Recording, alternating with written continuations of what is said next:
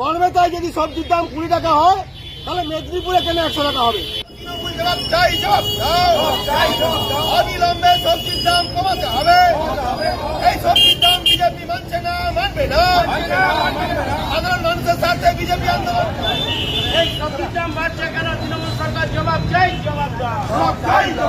এই সবজির দাম বাড়ছে কেন? তৃণমূল সরকার জবাব চাই, জবাব দাও।